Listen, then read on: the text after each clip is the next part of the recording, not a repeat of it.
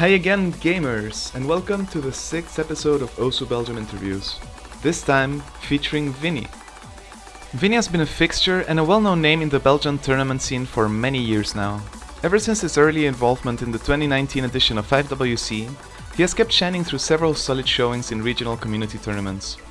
Notably, his presence in the winning team of the first Benelux Suigi tournament show his worth as a team player, and his recent third place finish in BOC 2024 shows his high level of well-roundedness as a 1v1 player as well. Specializing mostly in Nomad and Hard Rock, he has shown a deep level of versatility in many skill sets, being especially strong on gimmick picks. Recently, he managed to levy this, making the Belgian OWC team this year, and announcing his interest in continuing the grind to make it once more in 2025. This, to possibly lead Belgium into qualifying and being able to emerge in the big stage once more. Curiously, he also became the number 9 medal farmer on Osekai, showcasing his commitment and willpower when it comes to grinding aspects of the game, and explore some of its different avenues many are not familiar with.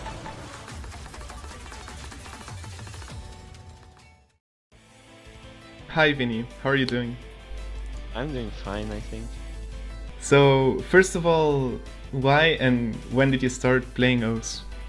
I started in 2016. Well, I made my account in 2016, but I think actively in 2017. And the story is kind of funny. There's this thing called AMC, which is just music culture basically, but our teacher was chill and we just did whatever for 3 years. And at the end you have to do a final project, which traditionally has always been some sort of like walk in the park, but literally not figuratively. Some sort of like tasks you have to do with relation to music put on by the people in their final year. So me as a second year, we are the people that do the course, and before you go on to do your walk yourself, you just go to the room where you have the lessons. And there's some people from the final year, there's some people that want to do the walk. And I come in, I shuffle myself in the back of the room, I just make place for different people entering, and just see this guy all the way from the front of the room, just walks up to me. I've never seen this guy, walks up to me, ignores everyone else in the way.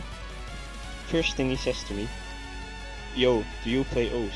And I don't really know what to say. So I reply with that, "Yeah, I've heard of it, but I'm not really planning to." And then we get to start talking about like rhythm games. I think he was mentioning Foos. I don't know how you pronounce it, but so I'm like, yeah, okay, I'm interested in playing OS, so I might make an account later. So I'm like, yeah, what's your contact info? And he's like, oh yeah, I can give you my number, but it's gonna have to hurry, my phone's at 1%. So we go through the motions. I think it takes like 3 or 4 minutes to find his phone number. His phone on 1% the entire time. But in the end we do it. I make my OS account like 1 or 2 weeks later, and that's how I started. From like this random guy I haven't heard of. You mean since?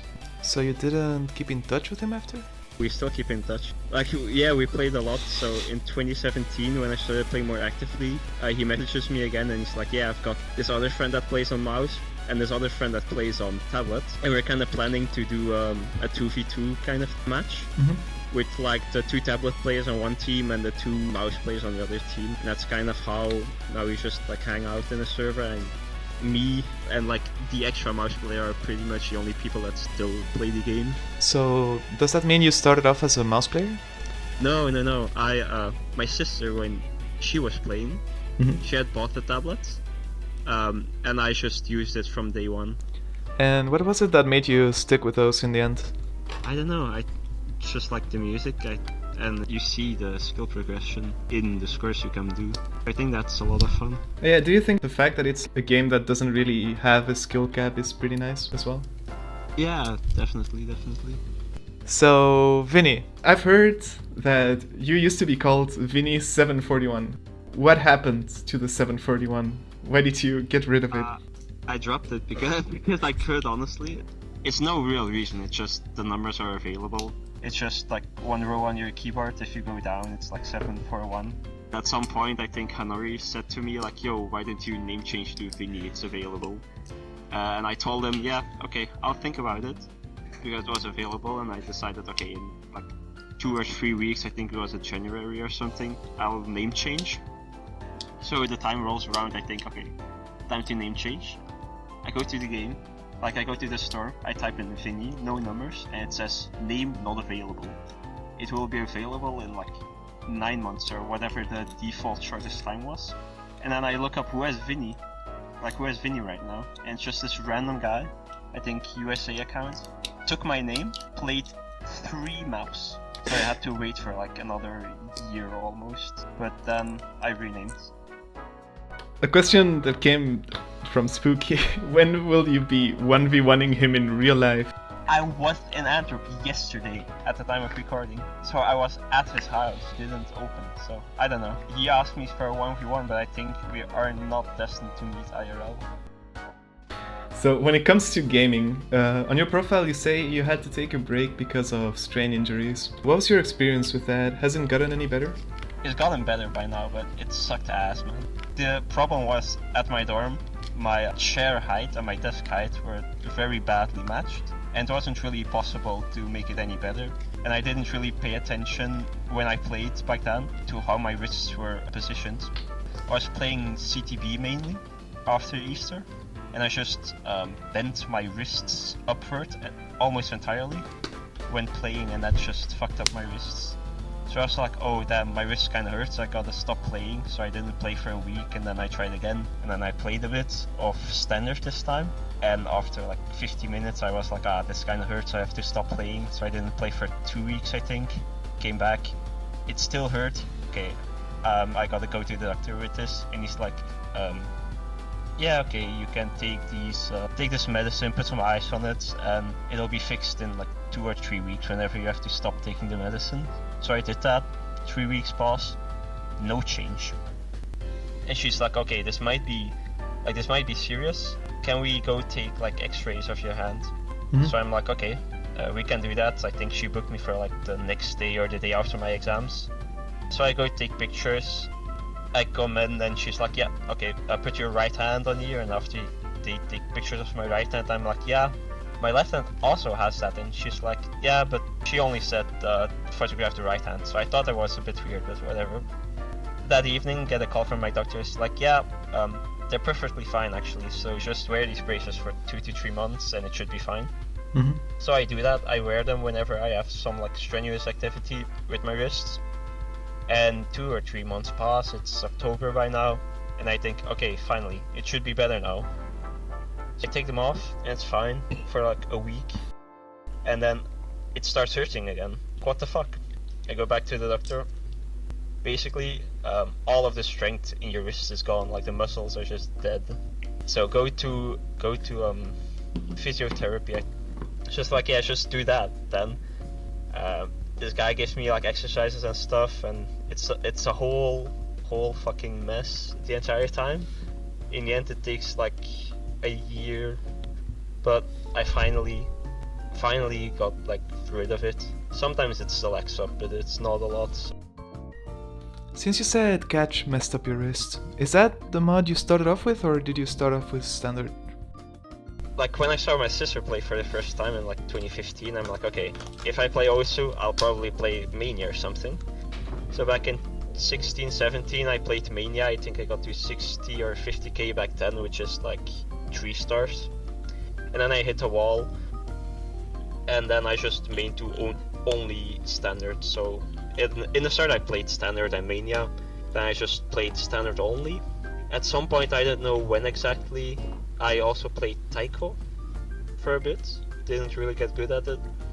Didn't really understand the game either, so it took me very long to understand what Taiko actually, like the rules. And at some point I think I was like, okay, well, I've played 3 modes, why not play all of them and just become like an all mode player. And I think like getting good at other modes also coincided with me actually going for medals. And I'm like, yeah, whatever, I just do everything. And yeah, I know. Mania, I just stopped playing mostly. Because every time I play Mania, it's like it goes good for 2 weeks, and I hit a wall, I have to quit for 2 years. I get a bit better, I hit a wall, I have to quit for 2 years. So that's not a lot of fun. Catch I stopped playing after the incident last year. And Taiko, I like Taiko, I should play more of it. On the subject of standard, you also have like a notable fast spin. Did you practice this in some form, or did it just come naturally? I've never I don't know actually why it's so fast. I've never really practiced it. I don't know. I spin and it goes quickly. What do you think about laser like diminishing the value of fast spinning? I don't know. It's whatever. It kind of sucks for all the people that played like low SR maps for leaderboard spots, but I don't know. I think it's still capped score-wise, so in the end, there's still an RPM cap, just not in the display itself. I guess it makes spinning even less important than it is right now, which, I mean, it kind of sucks, but in the end, mappers just don't map spinners anymore, so it doesn't really matter in the grand scheme of things. But yeah, I don't know, it's different. Thing with standard as well is like, I don't know why, but the RPM thing has to count up from 0, so the first, I know, like 2 seconds of a spinner, you just can't spin at the rate you're actually spinning. So that's why if you have like maps with a lot of short spinners, the RPM it says at the end of the map, like average spin is gonna be somewhere like 360, but if you play the same map with like one long spinner, it could be like 420 average or something. It's kinda huge. Yeah, can't really opine on it much. Honestly, my max spin on standard is like at most a bit over 400, and on laser it's a lot faster because of that. Though the score seems to be less proportionately. You've also dabbled quite a bit with the easy mod, right? Because you've played it also in tournament and done quite well with it. What made you start putting easy on stuff? I'm gonna try to look for the exact play for you, but I watched Chien play Delta Decision with easy, like the TV size, and I thought that looked very cool. The very triangle cool. one? Yeah, the triangle one. The Monstrata TV size. He played that and I was like, wow, I want to do that. Another huge one, which is one when I like actually started playing easy, was Odd Loop, when Chien FC'd that with easy. I was like, whoa, I want to FC that map. So I started playing the map. I was low rank, so I couldn't aim CS5, so I had to play easy just for the circle size. So I played Alt Loop.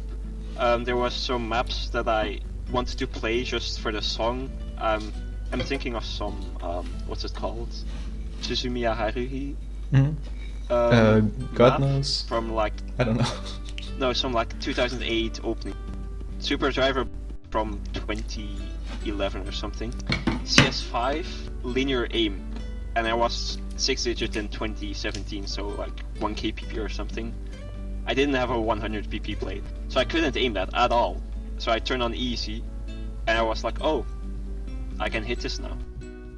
So it's a combination of like 2009 maps with CS5, CS6, and really wanting to play Odd Loop and Delta Decision, all of those maps. I'm like, whoa, this is cool, I want to play that. And I think that's how I got like good at easy. Is it mostly a memory thing, or have you gotten able to read very low AR? When I started with like the 2009 Super Driver map with Odd Loop and stuff, every pattern with an overlap I had to put in a practice diff, so I had like 5 or 6 practice diffs on Odd Loop for like every square and the triangles, which I just memorized. I think in the end, I know, I had a lot of plays. I also had plays on Osu Droid when that was a thing. So I had a lot of plays, I just memorized those patterns, and then Noah made like 4 other maps that are just Odd Loop again, but on different songs. So I memorized all of those.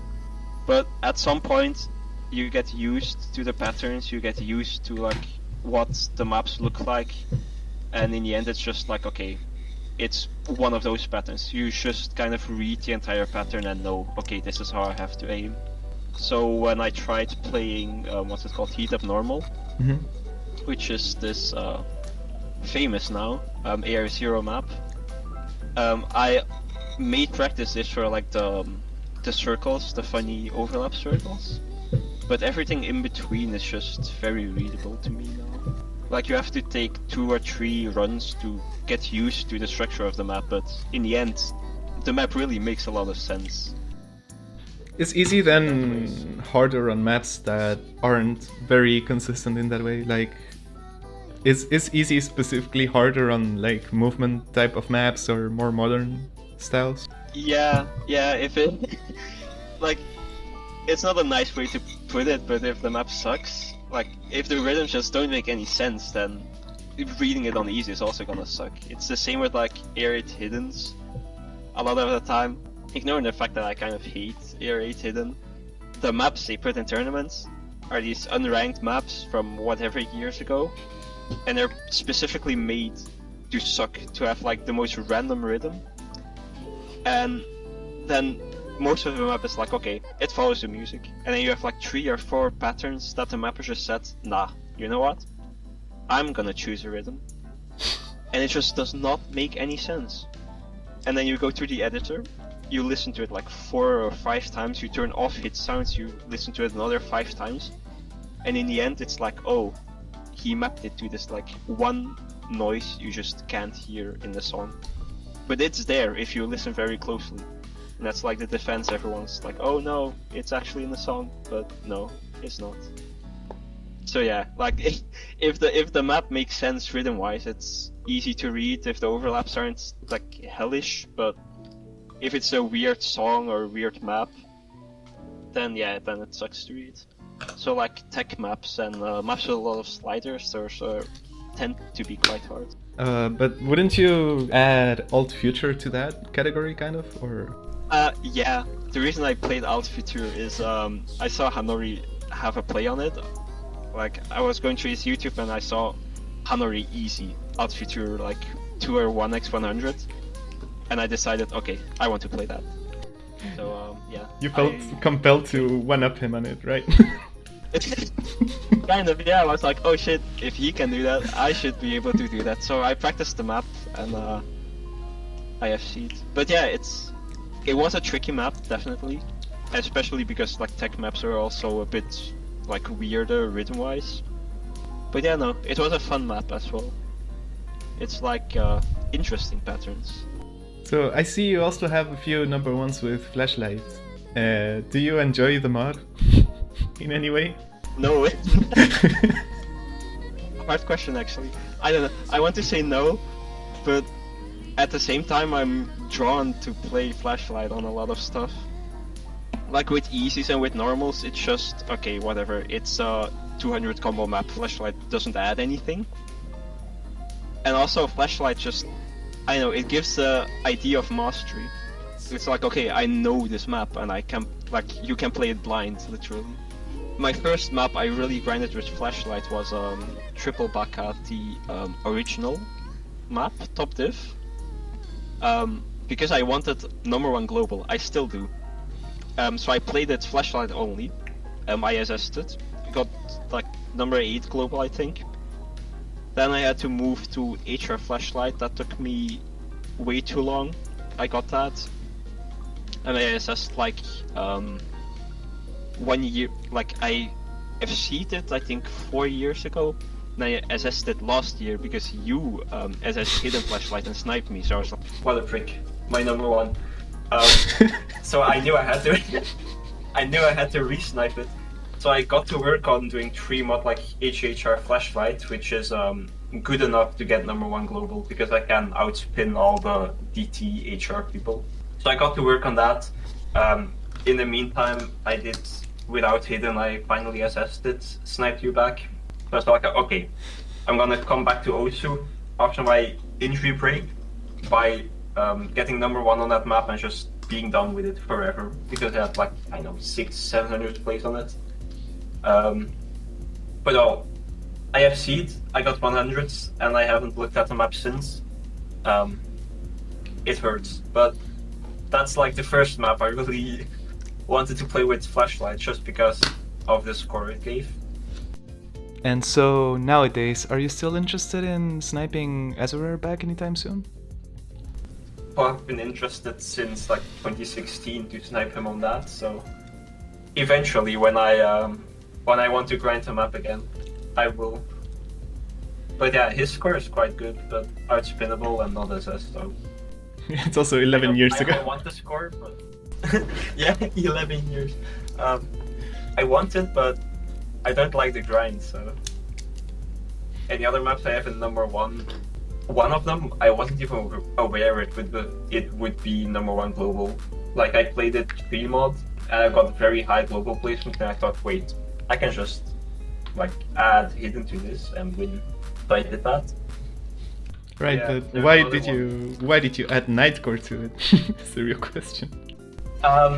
I don't mind Nightcore. Like I like listening to. I do actually like listening to the high-pitched Nightcore versions, but more practically, it adds the Nightcore drums, and those help me a lot. Do you like have custom ones, or do you still use the No. usual ones? I use the default ones, and I get very mad when skinners skin the Nightcore claps out of the skins. No, I know one. There's a player that uses metronomes instead of that. That has like a metronome sound as Nightcore beats. I think his name was like Murray Hayasaka. That's why I was asking. That could be handy, maybe. I also know a player that has like VTuber sounds as his Nightcore claps. No, I don't know. It could be handy, but I got used to the normal Nightcore drums, and it's probably just too much effort for me to actually change the drum. So, as a tournament player, what has gotten you playing them? How do you also like manage your schedule to fit matches in? As a tournament player, in 2018, I got asked to play POC by Drag. I declined. In 2019, I got asked. I played qualifiers. I turned off my audio accidentally for one map, and I barely didn't qualify by like the smallest of margins. And then Konyi just invited me to a bunch of tournaments. I play one tournament, maybe maximum two tournaments at the same time. So for me, scheduling hasn't really been an issue, because over the weekend my like non-OSU schedule is mostly the same each time. So do you practice for them, or do you mostly sight read? I hate sight reading. No, I run through the maps at least once normally, and then if it's like if I can't play the map, I play it again. If my opponent is tough, so for example in POC, if I play like Hanori or Hetsuki, I'm like, oh shit, I really gotta grind this map pool. But if it's low stakes, I play through it once, maybe twice. And if there's like a tricky map, I actually practice that one. In terms of like types of tournaments you sign in to participate, are you more like of a team player, or do you mostly enjoy 1v1s? I play mostly team tournaments, purely because I'm not super into tournaments, so I don't really look for solo tournaments. I don't think, I played in the easy sightreader tournament, which was a 1v1. And other than that, the only solo tournaments I've played were like OSU Belgium. So yeah, it's not that I dislike 1v1s, it's just that I don't really go looking for tournaments. What have been your favorite tourney memories? PNK is always fun. My favorite I don't think I have one favorite. One of my favorite memories from like a while back was grand finals of the first Benelux Suiji. In hindsight, our team was kind of overpowered, but we had a pretty good grand final. I hit a square on Seinatsu that won us the map in the end. Taki on my team played HR, and I know I had a clip before they deleted it. I can find it later and send it. I have this thing called my best highlight.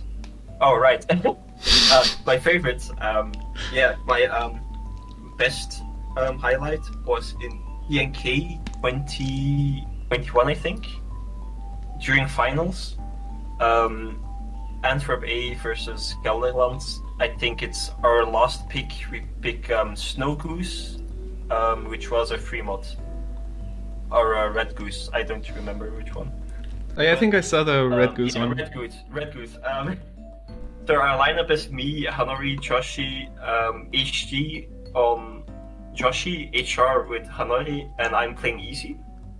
And I think 10 seconds or like 20 seconds before we picked the map, or like 20 seconds before I joined the lobby, I FC the map in practice with easy. So I'm like, yeah, okay, I'm confident on this map. Map starts, we play.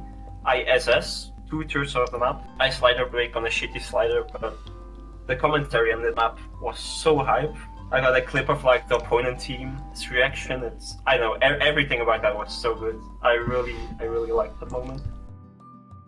Kind of out of topic, but what do you think about the changes that were made to the usual pooling structure? Like, as in Nomad 1 not being like necessarily only consistent aim and all of that? It's good. It's very good. Slot pooling kind of sucks, especially if it's like, okay, Nomad 1 can only have aim. Nomad 2 has to be long stream practice maps, 190 BPM. So it's really good that they're trying to step away from it.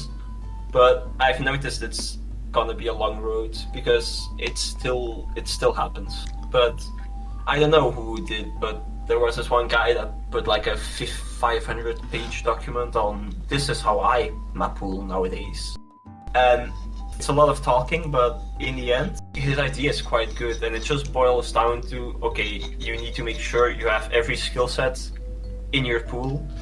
So you just start by picking 2 or 3 maps you really like and you want to put in a pool.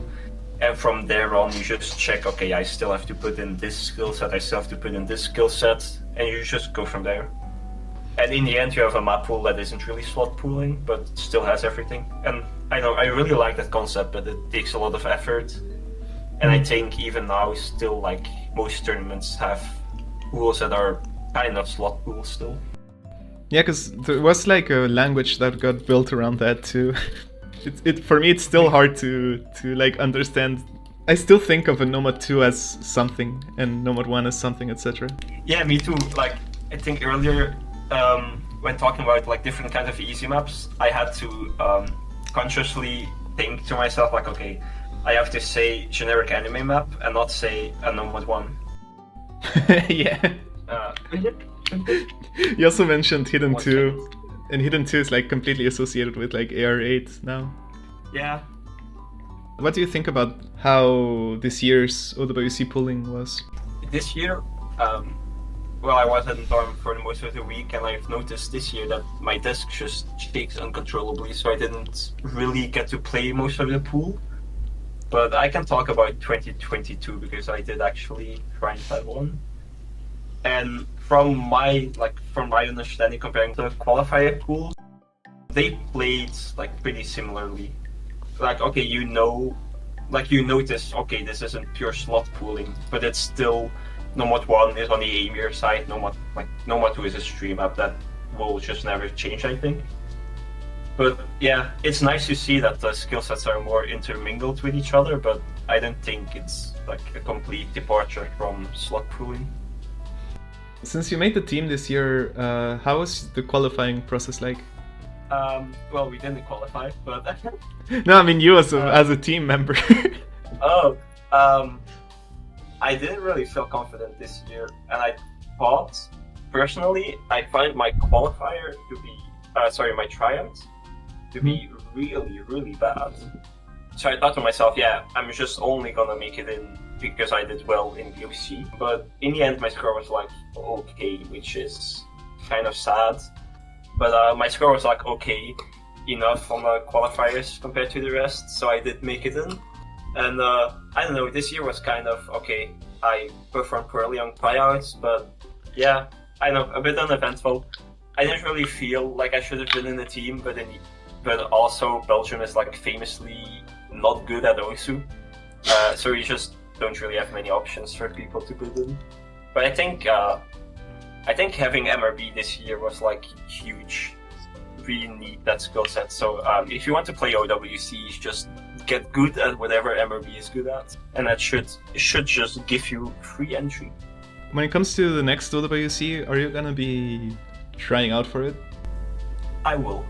Like, the only tournaments I really want to play are like the Belgian ones and then OWC. I used to always try for 4WC as well, but I've played it 2 times, and both times I just played really badly and I did not really enjoy it. So I don't know. I'll probably still try out this year, but I still don't know if I'm gonna actually play in it. Do you think Belgium has a chance to qualify this time? OWC? Yeah. We have the capabilities to qualify. Yeah, let's just leave it at that. We have the qualifications as a team. to have the performance, but I don't know. It's always a coin flip, I think, and especially with like a lot of other countries as well now getting a way larger pool to pick players from. It's gonna be tough, but I don't know. We have the capabilities, but it's difficult. Do you still have any like particular goals you'd wish to achieve when it comes to tournaments? For tournaments, I want to win a tournament again, like just any tournament. Because like my only tournament win was in like the Benelux Suichi in 2021, and some random tournaments that like nobody played in. But I know I want to do good consistently on BOC. Like I got third this year, but people like Mornis didn't play, which kind of made it like not really hollow because third is still really good, but it's like okay, one of the like undisputed top Belgian players just didn't play this year. So that's kind of a bit annoying, like not annoying, but it diminishes it a bit. So I kind of want to get top 3 in BOC with like Hexaki, Hanori and Mornis playing. And I don't know, I just want to like, yeah, that's like the main thing really. I just want to be good in a Belgium environment that is. So when it comes to medals, why did you even get into medal hunting? I'm gonna put up my graph so I get the dates right. But I don't know, I saw medals and I like getting achievements in other games. And medals is just like, oh, to achievements. So I'm like, why not? Let's go for them. So I think the first time, my graph wants to load. Yeah, the first time was in 2017. I grinded a bunch of medals. Then at the end of 2019, I saw on Dabo's profile like a link to the Medal Hunters, which back then was a like very small community. I was like, oh shit, that's cool. So I joined it, and then I think 4 months later, I finally like grinded a bunch of medals again in like mid-COVID. At the end of the year, I'm like, oh shit, I'm kind of close to getting like 75%, which was one of the roles back then. So I grinded for that, I got it, and I know. It's just, I really like getting the achievements, even though the past like 2 years, every time a new medal drops, I just think, damn, that's a really stupid medal. What are the ones that you found the hardest to get? Beast mode, which is 98% on the Mega Neko map. It's, I think the star rating when it released of the map was like 7.3. I still think it plays like a very high 7-star, maybe even 8-star if you're not comfortable. But it's like 160 BPM, not too difficult, but then all the jump, like there's a bunch of jumps that's 1-3, so it's like 240 BPM jumps. And the start of the map has, I think 10 or 12 240 BPM bursts right after each other, and those are just impossible to hack well. So it took me, I don't know, 2 years to get that. Another another one that sucks that everyone knows is Skylord. It's an SS on this 5-star who made it handsome, I think. It's just, I know, it's a stupid medal. It's like an OD8 5-star map, but with the most random rhythms. No, not rhythms, but it has like 3 or 4 very weird wiggle patterns that you either wiggle, which nobody does, or you just find a pixel aim that aims it correctly. And I think back in 2022, like right before the Beast Mode medal and all the other ones that came in the pack, right before those released, we had like a heads up in the medal Discord. It was like, oh shit, I only have Skylord to go. So if I get that medal, I can get every single Hush Rush medal, which up to that point, I think 3 or 4 people had. So I was like, oh, I really want this, and I also want to be the first Belgian to do it. So I grinded the map for like a weekend. I got 8 FCs on the map, I got like 2 plays at 1/100, but I didn't get it. And then the new medals dropped, and my hopes were just dashed, because that medal drop had just Like it had beast mode, which I already thought was a very difficult one. But it also had another act requirement on some OWC tiebreaker that also just stuck to play. So I don't know, it's like the hard medals are SS this or get like 99 act on this other map. I don't think they are hard. And also not very fun in my opinion because the maps often aren't. So how do you keep track of your medals and your overall medal ranking? Do you use any particular tools for it? The people in the medal Discord have this site called osekai.net, and it keeps track of most things. But for me, for like my profile, what I do as well is I have this spreadsheet whose template I like took from someone else, and I just have for every medal I have the date where I got it and like the timestamp. So I have this spreadsheet that has every single medal in the order I got them. But like what you can do now also is just use Pathbot for that. It has this like medal recent command you can use, but I know I like having it in a spreadsheet. What are your thoughts on limited time medals? They suck. Oh my god, I hate them so much. If I say the famous game, if I say what I want to say, I will be restricted. So do with that what you want. I think they're really bad. They should not exist. That's it. The time stop medal one, where you have to get it on the exact hour at like 7 o'clock exactly or 8 o'clock exactly. That one's fine. That's the only one that's fine. Are there any other medals you would like to see implemented in the future? Not really. No, I can't really think of any off the top of my head. I really liked Sanguine, which was like an easy medal. I liked it a lot. It would have been cool if it was on a map that I hadn't already played with easy, but yeah, it was a cool medal. I really liked that one. But I don't really have any medal like these I really want to see added right now. I just hope they don't add more SR medals. 8 stars is a good place to end on. Well, so you mean you wouldn't like if there was like more FC medals? No. I think like even 9-star and 10-star medals in standard, I think even those are like stupid and shouldn't exist. But then sometimes you hear these like people that have I don't know how it is nowadays, but like in 2020, 2022 when I kept track of it, there were like so many people on like proposals like, oh yeah, there's this proposal for 11, 12, 13, 14, 15-star FC medals and pass medals. Yeah, because in public platforms you always see people argue in favor of those ones. No, but like, I know, from my point of view, it's like you see a bunch of people that have clearly never really tried going for medals themselves and don't really care about medals. They're like, yeah, we should add this because Emmerich, #1, he can get some of them.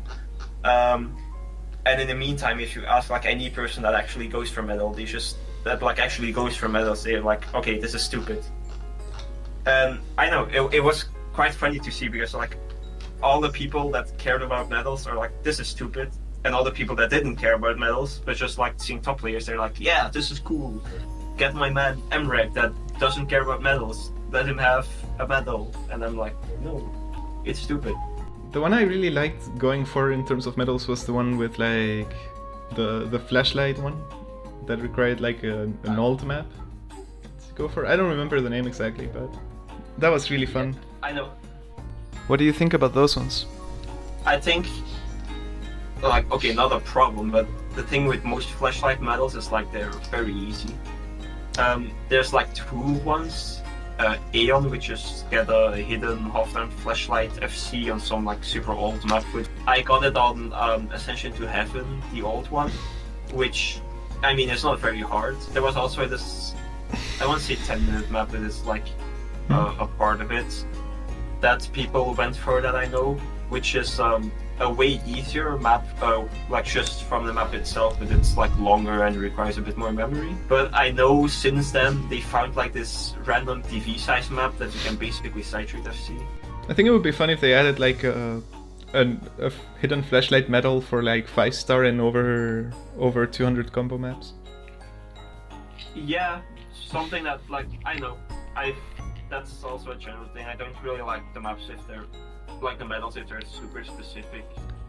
So I think like a 5-star hidden flashlight medal that isn't like 10 seconds. I think that could be cool, yeah.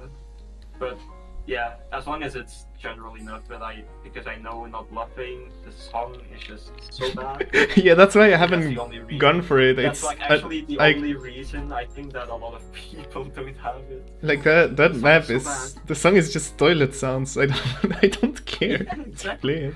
Like it's a 3-star with like not a lot of memory, honestly. I over practiced it.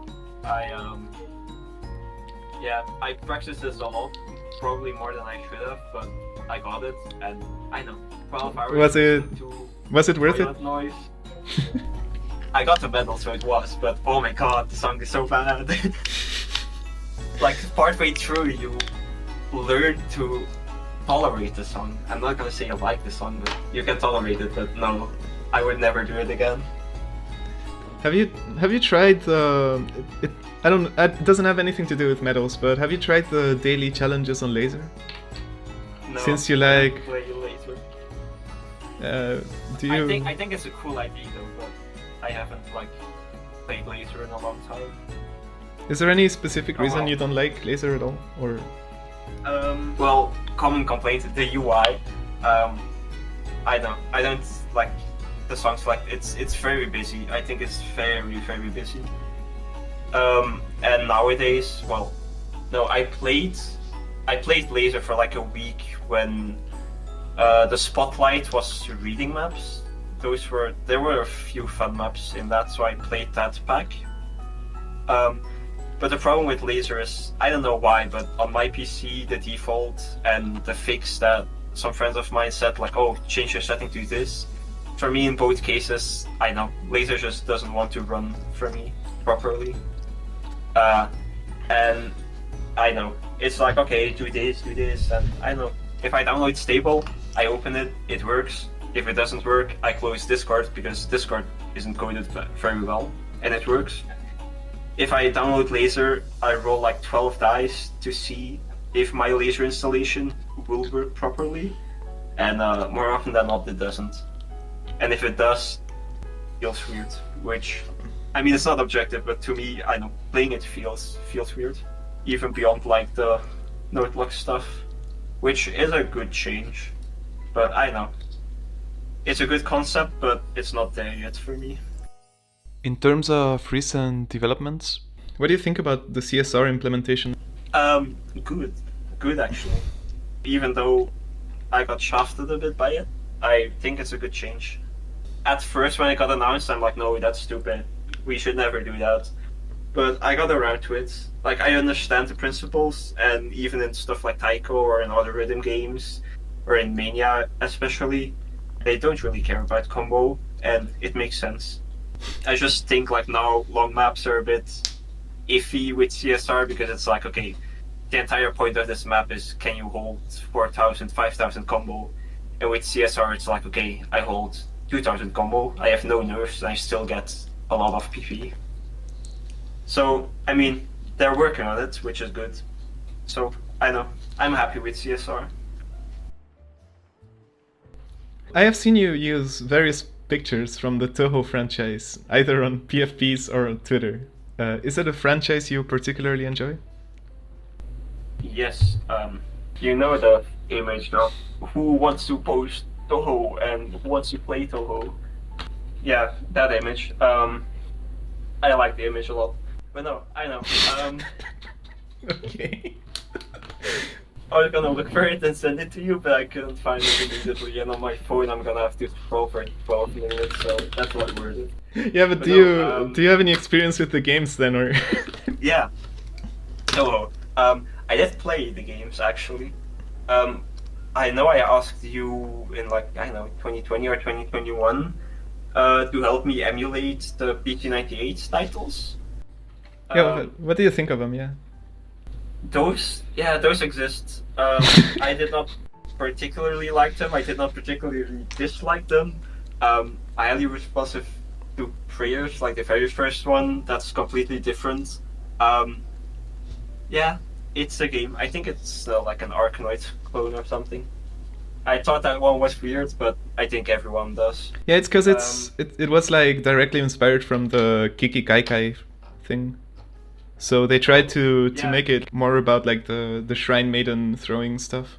Which one of the games are like the ones you consider your favorites, and why?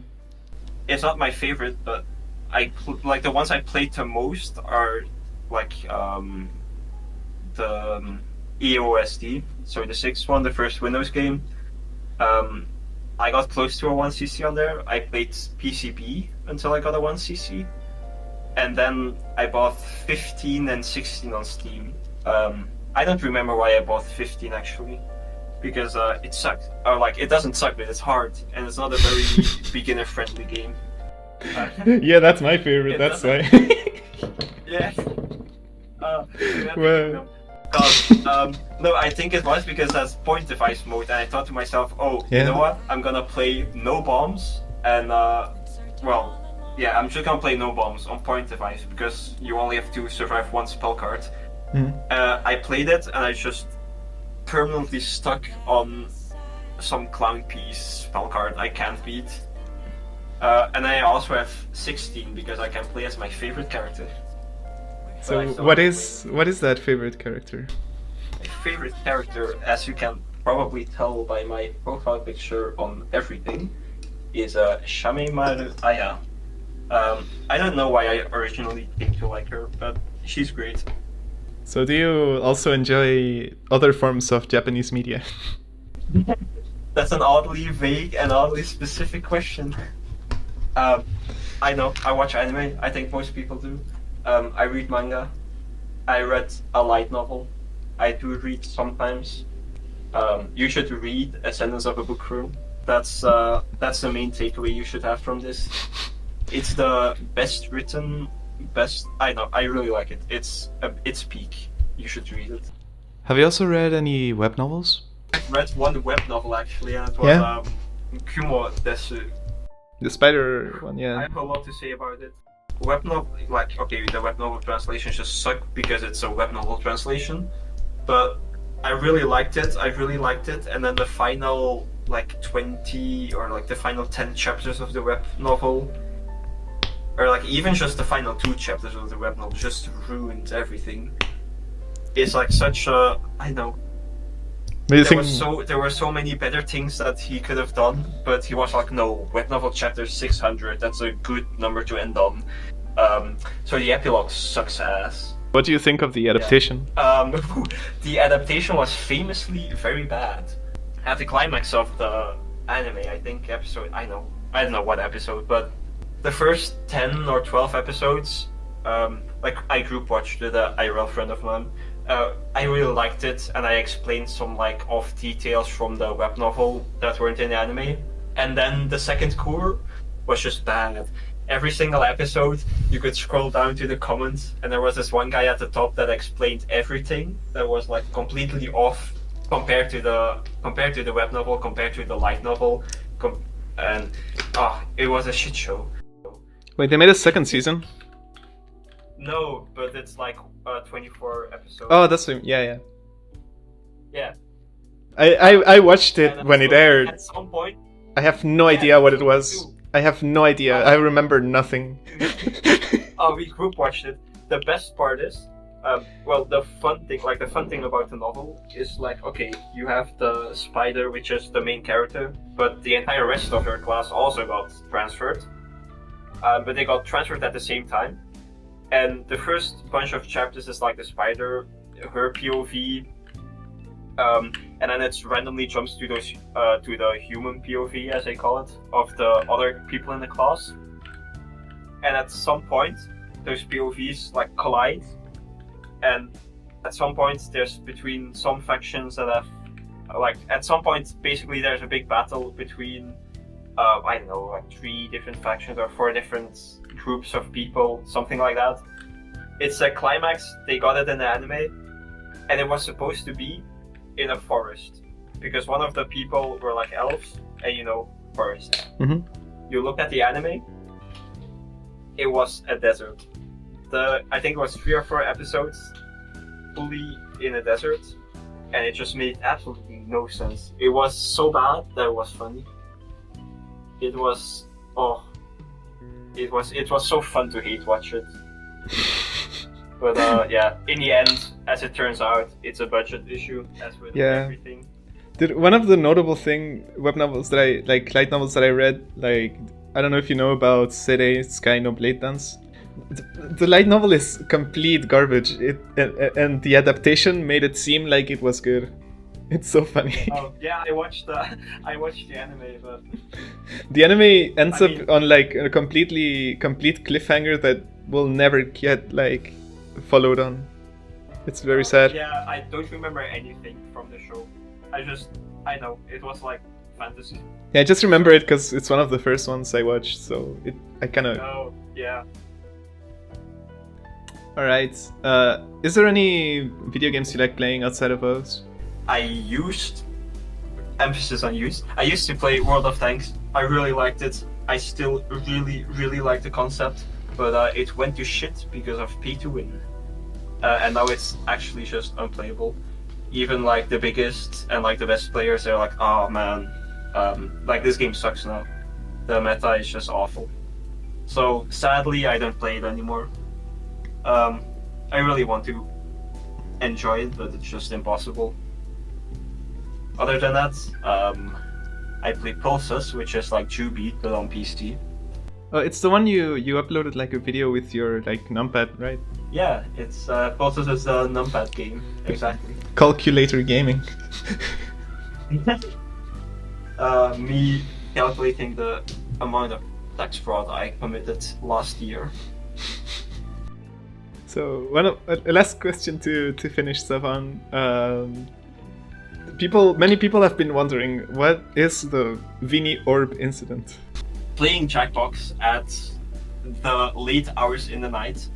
I haven't opened a window in my room for quite some time, so it's hot, low, like high CO2 levels. So I know it's like being equivalent to. I've learned later it's basically the same as almost being drunk. So everything's funnier. We're playing Jackbox, the Among Us game mode, but before Among Us got popular, the prompt was draw something from your nightmare, I think. And one of the only nightmares I remember having was like I was at my home. I think like the nightmares from when I was like 5 or 6. We were at my home having a birthday party. Suddenly everyone's like teleported all the way to the back of the garden. And there's like, I know, 5-6 guns from my home itself. And they're shooting orbs. Green ones or whatever. Red orbs, you get hit, you die. You have to go back to the start. And I don't know why, but the goal was you have to get back to the house. And I just remember every time I got hit by a red one, physically, in real life, my leg would just jump up. And that's the nightmare. So what I did in the prompt is I just drew, like, I was blanking. I wanted to draw another one that I had, but it's like very abstract, it's very weird, so I couldn't draw it. So at some point I'm like, fuck, I don't have time left. And I'm not the sus guy, so I have to draw something. So I just draw the fucking orb. I draw an orb, and I think I draw like orb below it, like the word orb. And yeah, that's it. That's the moment. And everyone thought you were the imposter. Yeah, everyone thought I was fucking insane. And ever since, every time there's some fucking orb thing, they're like, oh my god, Vinnie, orb. Thank you, Vinnie, for attending this little bit of an impromptu interview.